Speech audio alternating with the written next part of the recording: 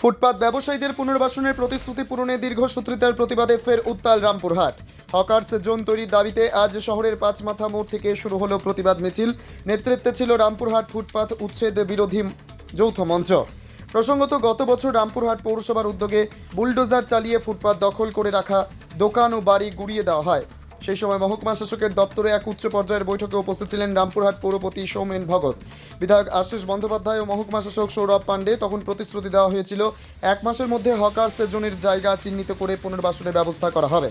কিন্তু বাস্তবে 1 বছর 12 দিন কেটে গেলেও এখনও কোনো জায়গা চিহ্নিত হয়নি, পুনর্বাসন হয়নি। উচ্ছেদ হওয়া ব্যবসায়ীদের সেই প্রশাসনিক প্রতিশ্রুতি ভঙ্গের প্রতিবাদেই আজকের মিছিল ও অবস্থান বিক্ষোভ।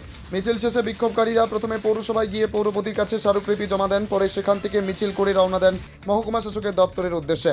মহকুমা শাসকের কার্যালয়ের সামনেই তারা বসেন অবস্থান বিক্ষোভে।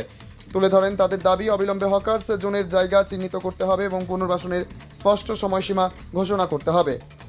ফুটপাত ব্যবসায়ীদের কথায়, আমাদের মাথার ছাদ ভেঙে দেওয়া হয়েছে, 1 বছর পেরিয়ে গেলেও কথা রাখা হয়নি। আমরা চাই প্রতিশ্রুতি যেন প্রতারণায় না বদলে যায়।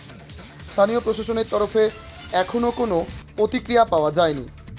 তবে আন্দোলনকারীরা জানিয়েছেন, দাবি মানা না হলে আগামী দিনে আন্দোলন আরও জোরদার হবে বলে হুঁশিয়ারি দিয়েছেন তারা। বীরভূমের রামপুরহাট থেকে সায়ন ভান্ডারীর তারাপীঠ টিভি। দেখুন, আপনারা জানেন যে গত বছর পৌর প্রশাসন কিভাবে আমাদের ফুটপাত ব্যবসায়ীদের উপর বুলডোজার চালিয়েছিল। সেই উচ্ছেদের প্রতিবাদে আমরা গত বছর লাগাতার 3 দিন 3 রাত রাস্তায় পড়েছিলাম, আন্দোলন করেছিলাম।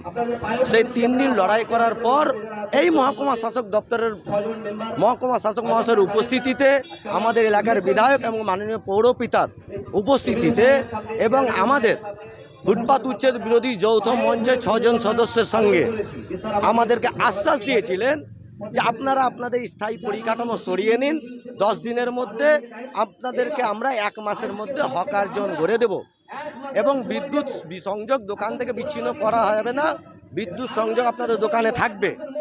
আমরা তাদের কথাই ভরসা করে আমরা 10 দিনের মধ্যে আমাদের স্থায়ী দোকান সরিয়ে নিয়েছিলাম। কিন্তু 1 মাস তো দূরের কথা, আজ 1 বছর হয়ে গেল, এখনো পর্যন্ত হকার জোন গড়ে উঠল না এবং আমাদের দোকানের যে নিজস্ব বিদ্যুৎ মিটার ছিল সেই বিদ্যুৎ মিটারটাও কেটে নিয়ে চলে গেল। তাই এই প্রশাসনের প্রতিশ্রুতি ভঙ্গের প্রতিবাদে এবং হকার জোন গড়ার দাবিতে আজকে আমাদের এই মহকুমা শাসক দপ্তরের সামনে অবস্থান বিক্ষোভ চলছে। ডেপুটেশন হবে, মাননীয় পৌরপিতা মহাশয়কে আমরা ডেপুটেশন দেব। যতক্ষণ পর্যন্ত আমাদের সমস্যার সমাধান হচ্ছে না ততদিন পর্যন্ত আমরা এই লড়াই চালিয়ে যাব এবং আপনাদের মাধ্যমে সর্বস্তরের মানুষের কাছে আমরা আবেদন করছি, বিগত দিনে যেমন আপনারা আমাদের পাশে ছিলেন, আগামী দিনেও আপনারা আমাদের এই পেটের ভাতের লড়াইয়ে সামিল থাকবেন, এই আশা রাখছি। দেখুন, এখানে তো প্রতিশ্রুতি দিব বা প্রতিশ্রুতি দিয়ে রাখবো তা না।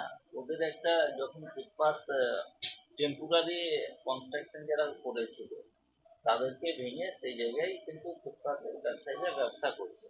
এখন সমস্যা হচ্ছে যে ওরা কনস্ট্রাকশন করে করছিল, গুমটি বা পাকা যাই করছিল সেটা ভাঙা হয়েছে, তাদেরকে সেই জায়গায় আবার বসে, এবং ওদের যেটা সমস্যা হচ্ছে বর্ষার দিনে বা গরমে ওখানে মালপত্র নষ্ট হচ্ছে।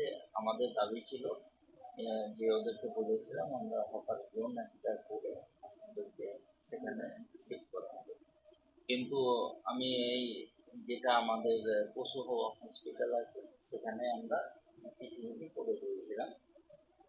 এই জায়গাটা না পাওয়া পর্যন্ত তো পৌরসভা কোনো হস্তক্ষেপ করতে পারছি না, এবং পশু হসপিটাল যেখানে আছে সেই জায়গাটা আইডেন্টিফাই এখনো পর্যন্ত হয়নি বলে এই সমস্যাটা হয়েছে। এদের যে বক্তব্য যে এখন যতক্ষণ পর্যন্ত না হচ্ছে একটু সেগমেন্ট দিয়ে ওইখানে ব্যবসাটা করা, তো আমি বলেছিলাম যে আমি পিও সাহেবের সঙ্গে এবং এখানকার যিনি আছেন এমএলএ আশিস বন্দ্যোপাধ্যায় মহাশয় ডেপুটি স্পিকার, তাকে নিয়ে আলোচনা করে আলোচনা সাপেক্ষে যদি কিছু করা যায় সেটা আমি করব।